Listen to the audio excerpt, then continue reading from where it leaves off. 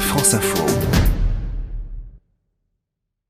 C'est ma maison sur France Info. Charlie Caillot, bonjour. Bonjour Mathéo. Conseiller juridique pour le site immobilier PAP.fr. On va parler de la taxe foncière. Si vous êtes propriétaire, vous avez sans doute déjà reçu votre avis, sinon ça ne saurait tarder.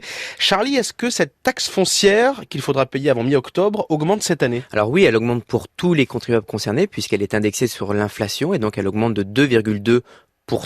Ensuite, au-delà de ça, elle devrait augmenter pour 0,3% des foyers pour lesquels il y a une actualisation des valeurs locatives. Alors c'est notamment le cas en Isère et en Auvergne où certaines taxes foncières ont explosé. Ce qu'il faut rappeler, c'est que la taxe foncière, c'est un impôt local déterminé au niveau de la commune et du département. La taxe peut augmenter dans une ville mais pas dans l'autre, ce qui peut paraître injuste pour certains. En plus, elle est assise sur la valeur locative du logement. Or, ces valeurs ont été fixées il y a 45 ans.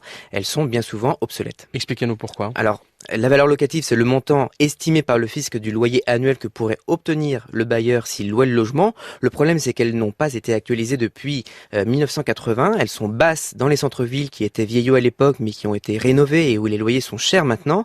En revanche, les valeurs locatives sont hautes dans la périphérie, où les logements étaient neufs dans les années 70, mais se sont dégradés aujourd'hui.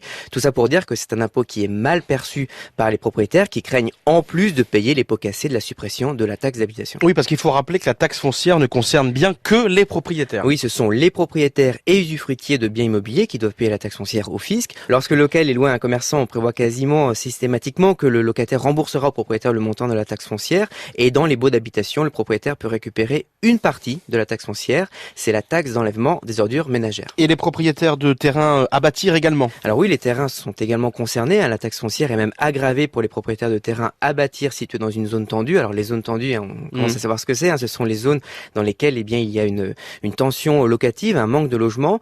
L'idée, c'est d'inciter ces propriétaires à vendre leurs terrains et permettre ainsi de construire des logements dans ces zones où il y a une pénurie. Est-ce qu'il y a, Charlie, des cas d'exonération des situations dans lesquelles on peut échapper à cette taxe foncière ? Alors oui, il y a des portes de sortie, mais elles sont rares. La principale exonération concerne les immeubles neufs qui bénéficient d'une exonération pendant 2 ans à compter de leur achèvement. Deuxième cas, sont exonérées les personnes âgées de plus de 75 ans et les personnes titulaires de l'allocation adulte handicapé si elles ont des revenus modestes. Dernière question, Charlie, à qui s'adresser si on s'aperçoit d'une erreur dans le calcul de sa taxe foncière ? On peut formuler une réclamation dans son espace personnel sur impôts.gouv.fr. On peut aussi retrouver toutes les coordonnées du Centre de finances publiques sur la dernière page de votre avis de taxe foncière. Vous êtes notre guide dans la jungle de l'immobilier, Charlie Caillou. À dimanche prochain.